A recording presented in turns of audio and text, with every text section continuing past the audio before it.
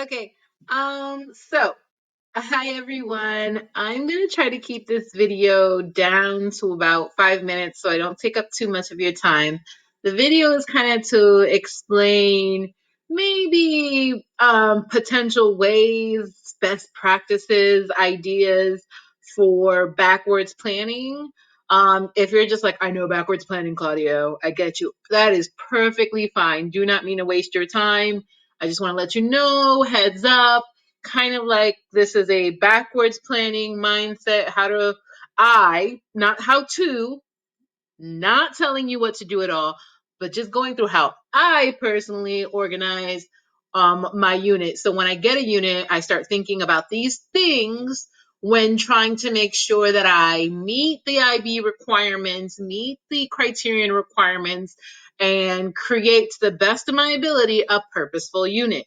After this, if you want to send me feedback like, hey, this is an idea, or, I organize best this way, love to share it. Want to be clear, not telling you to do this, just giving you a little insight into my mind. I might run over 5 minutes, but I will definitely not try to take more than 10. And then following up, if you want to work with me on one, I will dedicate you a lovely hour of my time, and if needed, more. Um, and we can think about a unit you have coming up or a unit you want to tidy up. But these are organization practices that really paid off for me during like this winter break while I was organizing. I came across something that was like super dope, and I was like, oh, I need to share this because if I had a moment of yay, then I would like you all to have a moment of yay as well. So preparing units for easy use in the future. I This has become an issue when, especially for like the teachers who have been here for a couple of years. A lot of these other teachers, phenomenal, right? They get all these accolades and praise for having amazing units, but how is your unit not amazing if you've been teaching it for 20 years, right? But if you're in the language department, you definitely know that we hop around from unit to unit. I came into MLC thinking I will be the 6th and 10th grade teacher, and I had all these amazing ideas. By my third year teaching 6th grade, I was like a squeaky oil. I knew everything. I had my wonderful binder. By binder, I mean, some of you have seen my binders. I created binders, and I don't know, you can't see it really well, but it has like the unit explanation, and it has like everything laminated, and it has all my activities and all my thought process. And I'm like, I'm going to be amazing. And then they're like, you know what? We're going to give you the 7th and 9th grade. Never taught it before. And I was like, cool. And then the following year, 8th grade. And I was like, jeez. And so if you are part of languages, you know that every year you never know what you're going to get. So this becomes urgent that we start thinking of ways to organize for helping our future coworkers, right? I've been organizing 8th grade. If I don't teach 8th grade next year, at least whoever does teach 8th grade will have something. And if I teach 6th or 7th, I'd like to know there's something waiting for me. And if we have a clear pattern of what we're going to teach, then yay. And this can apply to French too, because you can look at some of the activities and kind of adjust it for French. So that's kind of the purpose of this. And so let me continue. I'm going to take a hypothetical unit. I'm going to try to quickly explain what we tend to do and how it doesn't really go along with IB. No judgment. I've done it myself. No judgment. But kind of making sure that the text and the context and the vocab we're using sticks with global practices. What I mean is, hypothetically, right? Not all of you, I'm sorry. French doesn't have a realidades book, but we're working on a common text. But a lot of us use like realidades, right? Beautiful. Realidades is wonderful. Love it. And used its activities for days. But I actually don't use all of them because they don't work for me. So let me work through the unit on bedroom furniture. So there's a unit in 8th grade that's like talking about your bedroom, like I have a bed. Great.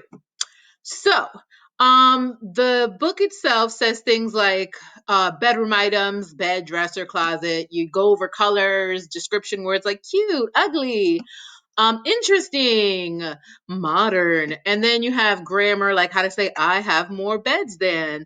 My room has more purple than. She is more athletic than.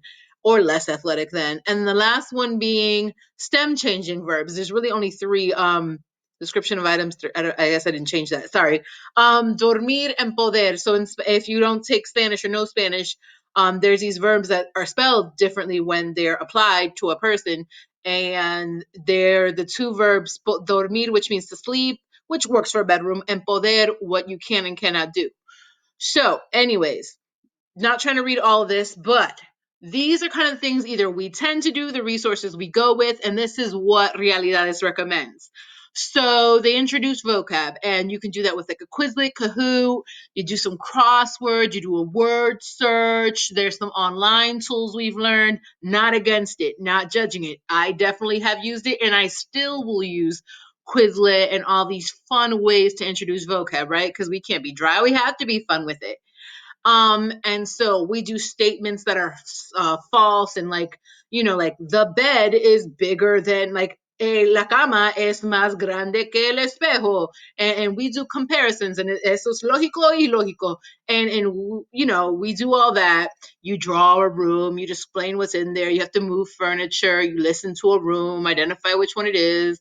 You identify the color of something. So anyways, if you're tired of hearing me speak, these are the things we tend to do.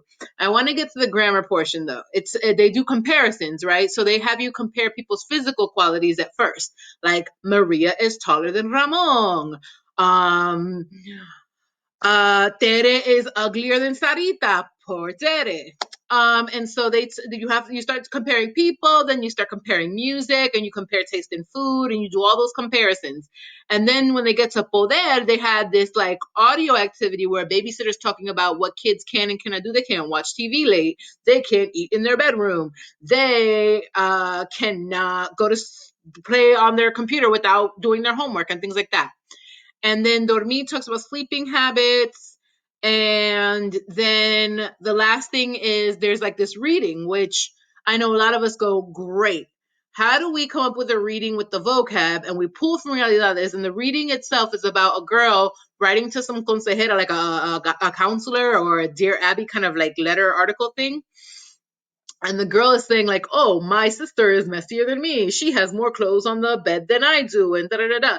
And I read more than her, but there's no space for my books. And she complains about how her sister is different than her. And we tend to give that as a summative. No judgment. I have given the readings and the activities as summative assessments. The actual summative, like there's an assessment guide, literally this thing, and it tells you like, hey, the examen del capítulo. It tells you the exam that you should give out at the end of the unit to show that kids understand. And the exam, if we were to break it down to criterion, would be criterion C. You bring in a picture and you describe the room, like en la foto. Oh, sorry, thinking about people who don't know what I'm saying in Spanish. You would say the equivalent in the target language of in the photo, there is the bed. The bed is green. The bed is next to the window. The window is black. And you're saying all that in Spanish.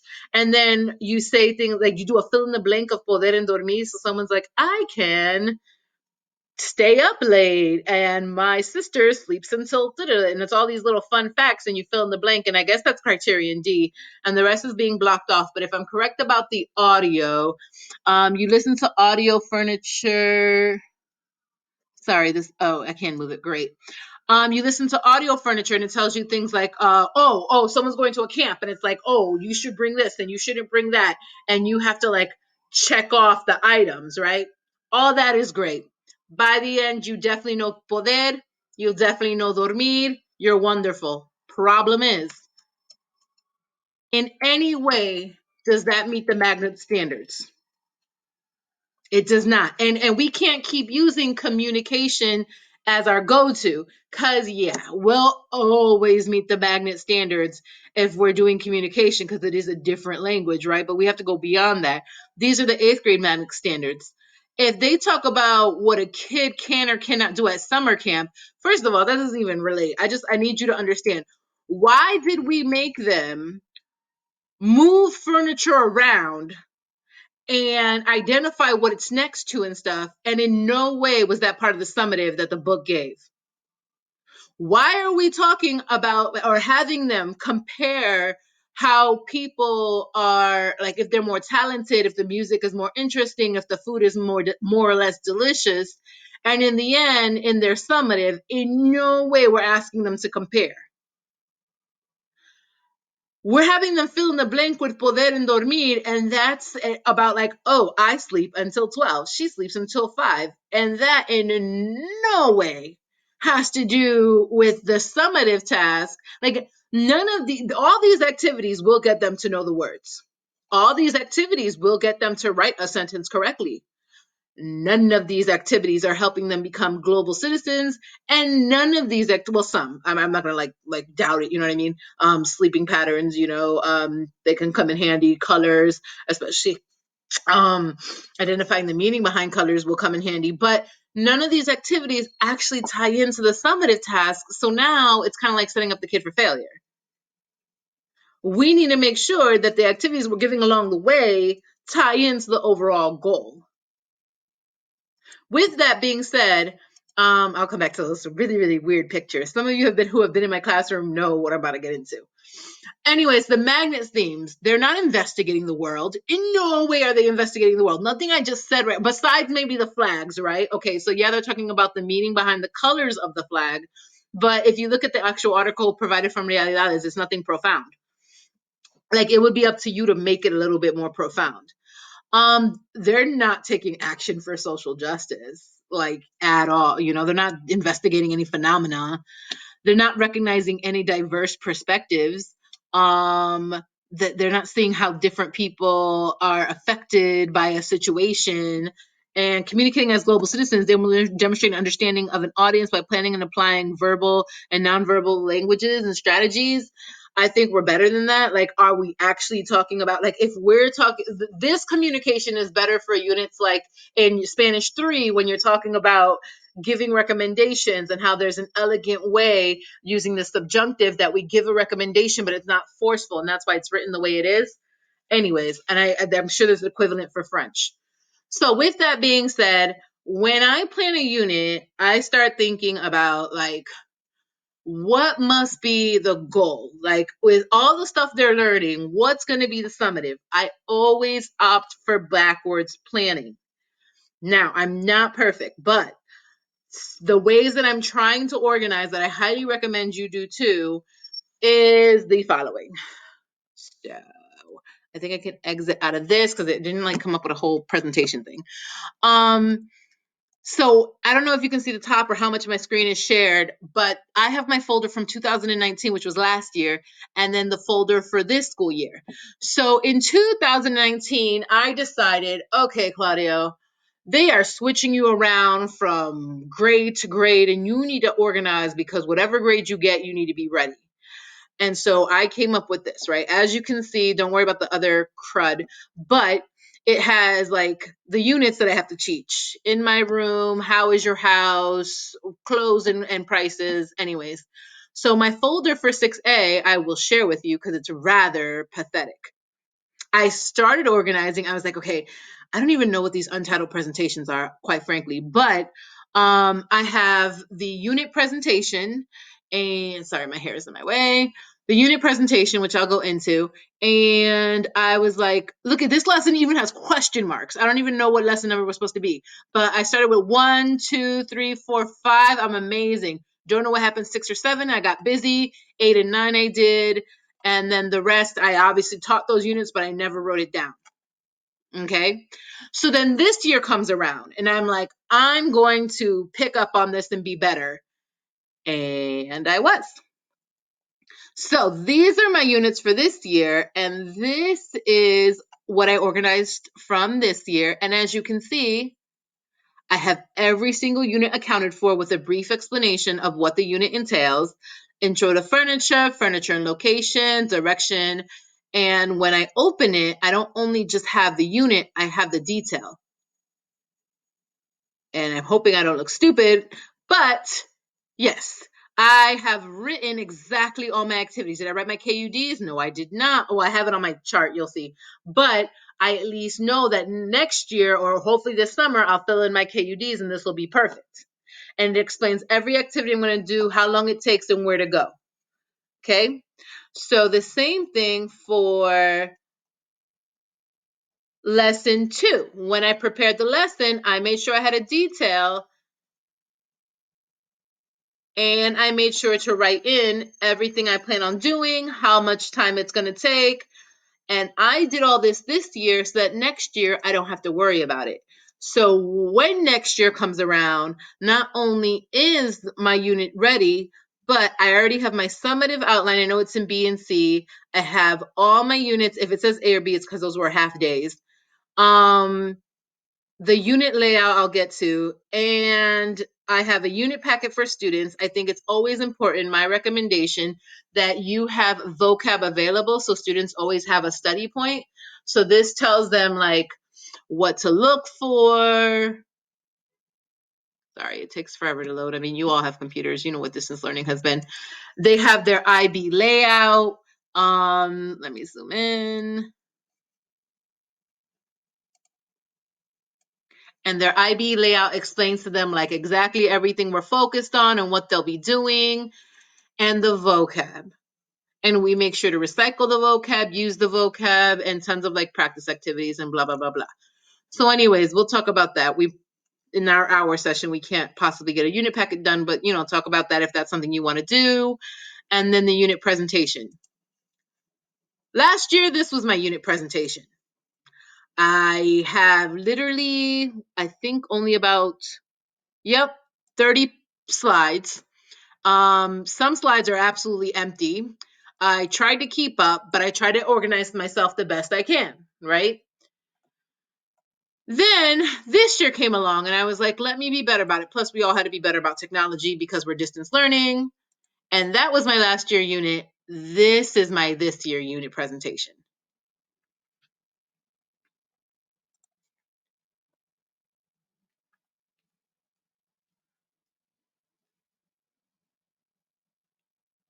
And as you can see, this year unit's presentation is better organized, a little bit fancier and appealing for the eyes for students. What else? And this is how I explain the daily objectives to them. So they have their KUDs and everything we're doing. And then we did colors, but in a special way, more outline. And so each thing was given an outline with KUDs, and I did it with like, sorry, I hate my hair. Anyways, this I will be using for the following year. So anyways, so this vacation I had to sit down and go, okay, now I got to plan unit 6B, the next unit. So I go into my 8th grade folder from last year and I'm like, okay, Claudio, get ready, organize yourself. Amazing. When I go to open the folder, I was like, holy sugar, I forgot that I already all that work I did that I did this year when I planned 6A, like writing each unit, putting it to detail and all this stuff. I actually did have time to do it last year. And now I not only have everything I need from 6B, when I open it, I also have the unit detail. I knew exactly what I did, and now I can use it for the following year. So all I was able to do was go, okay, this was my goals. This is what I did for activities. Good. Repeat it. What folder is it in? And that's something that every year I'm going to appreciate. So now whatever teacher teaches 8th grade next year, they don't really have to worry. They're going to get this folder and they're going to see the units here. They're going to open 6A when they're ready to teach it, and they're going to have everything ready for them. They don't have to do what I did, but at least with every lesson that they open up, they're going to see a lesson detail, and they're going to be able to read everything I did, how I did it, how I taught it, and copy that format if they want to, or tweak it if they don't want to, right? So anyways, let me exit out of all of this. The last thing I want to talk about is not only the lesson detail, but where are we? Where I go to organize. So, Jesus, there's so many folders. This is my Spanish 2 folder. And I just want to show you, this is the current unit I am teaching. As you can see, as I'm teaching the unit, I write down my lesson details as I go. Right now, I'm currently on lesson number 9, and you see the date. As I open them up, I fill out my lesson detail. Lesson layout. A lot of us were having questions like, okay, how do I get 2 formatives into 1 summative? That's like hard to do. I have a lot of things to evaluate. I always start with my summative. You always need to know what you want the kids to do in the end so that you can make sure every activity you give them connects. So I know that I am going to be giving them a summative in criterion A, B, C, or D. Their summative will be filling in information about a club, and then they have to create an announcement about a club that they do and how it helps their social, emotional, and physical health. Like, how does this club help them become a balanced individual? I know that's the goal, right? And as I organize the units, I make sure that if this is the first box I do, is the last box is the first one I write, and then I start back planning and I think of all the formatives that they have. As you can see, oh heck no, sorry. Okay, it is color coded, so I have definitely the summative is going to be an A, B, C, and D. A is in blue. I have a formative in A there, a formative in A there, a formative in A there. I have 3 formatives in A. I can give them a summative in A. There is a B which is identified by green. There is a formative in B there, a formative in B there. There's 3 formatives in B. They'll be fine.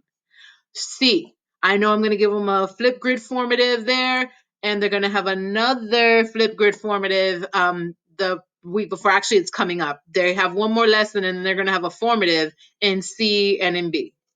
So my point being, if you understand the summative first, like always create your summative, thinking about how does it connect to your magnet standards, your summative should have some kind of global focus or answer these questions or answer your statement of inquiry. Once you know what your summative is and the criterions it falls in, I would recommend planning. I don't care if you do a circle, a triangle. I tend to do little boxes. As you can see, if I don't have the boxes here, I tend to have these crazy, like I get a whiteboard and I start writing out, they're completely insane little kind of, I'm going to zoom in so you can see better. And I write out every single idea I'm thinking. Not only do I write it out there, but I write it out in my little notebook too. I have some handwritten ones. And this is how I start organizing. I think this was the craziest one I've seen. And all the kids thought I was like some Unabomber. Like, I start writing out what the activity is going to be. If you see something in blue in here, that means those are all the formatives with the summative in mind. Always know your summative first. I know it sounds silly, but always know your summative first, or stupid because I know you know this, but I'm just repeating. And then once you know your summative, we really shouldn't have moments where we're thinking, how do I get 2 formatives in? If you know the criterion, you can get 2 formatives in. You backwards plan. Okay. So I definitely went over, I think, 10 minutes, and I'm so sorry about that.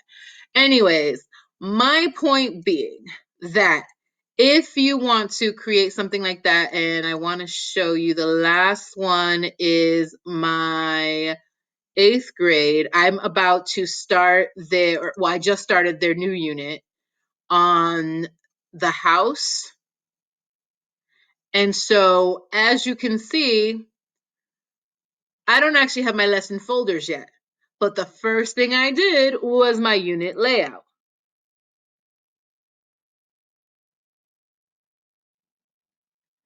In my unit layout, I know once it loads,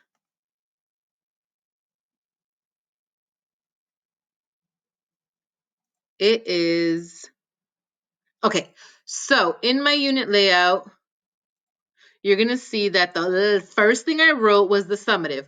I know that they're going to be talking about their ideal home. They're going to be watching a video tour with questions to show content understanding. They're going to read about a student's responsibility at home and answer questions. And then the actual big project is they're going to receive a photo of a family and they have to create the ideal home that meets the family's environmental needs, physical space needs, and personality needs, because the home connects with your cultural situation and reflects your personality and needs. So that's why their summative does that, okay? And it connects to the magnet standards because, I'm sorry, I don't know what I pressed, but something happened. They are recognizing diverse perspectives and investigating the world because they're investigating different styles of homes and how the culture environment affected that style. So knowing that my summative passes requirements, I can make sure that I know my summative is in, sorry, yep, this is it. It's going to be in A, B, and D. So when I backwards plan, I needed to make sure I have two formatives in A, two in B, and two in D. And as you can see, I have an A, a B, and a D already the week before, an A, a B, a D, and I still have a C because no one's saying that you can't do a C. It's just going to only be one evaluation of C, but I made sure that as I backwards planned, I had two formatives knowing what my summative is. Okay. So I don't know what happened. My face went away, but you don't need my face. Yeah. So anyways, the point being that I highly recommend you know what your summative is first. Then based on your summative, come up with an idea for, so based on your summative, come up with an idea of how you want to backwards plan, what activities you're doing, and making sure your activities are connected with the overall goal. Like I know that for the summative, they're going to be reading about, the unit on the houses, they're going to be reading about, what did I say? Someone's home, responsibilities in the home, and answer questions. Well, the formative beforehand. I know that when they talk about rooms in a house, they're going to be connecting with what people like to do in the room and how it connects to the person's personality. This person likes to cook. They have a big kitchen. Why? So that they can cook more, even if it's simple things like that, right? We know they can't push themselves a lot in the target language, but that doesn't mean that we can't find a way to make sure we keep with our global standards. And then once we know the summative and once it's organized the activities, and once we make sure we have two formatives to every summative and that the activities and vocab practices and everything connects to make sure they're prepared for the summative, that they're not just like these random things that, yeah, they know the words, but it didn't help them understand any grand idea. That's when I start looking into the IB unit planner and writing out everything. For me, every unit takes about a whole week to plan out. But I know we have Three Kings off. I was going to say for Three Kings, but a lot of you need to either unwind that day or want to use that time to get caught up or think things through. So I am going to be sending with this video emailed hours to meet with me for an hour. And maybe in that hour, all we do is come up with summative ideas. But please let me know about a unit you're working on and what ideas you have for the summative, and then we can start talking about how those connect to your grade level magnet standards and what are some possible formatives that you can give to help support your students, and some cool activities that will meet their language capability and help them build up to that summative skill or task. So hopefully we can meet for an hour. I definitely think in an hour we can come up with a summative idea and some formative assessments and supporting activities. And then you can take it from there. You don't have to do boxes. Boxes work for me because next year, if I teach 8th grade again, I'm going to be ready. Or whoever gets my 8th grade unit. Anyways, bye. How do I turn this on?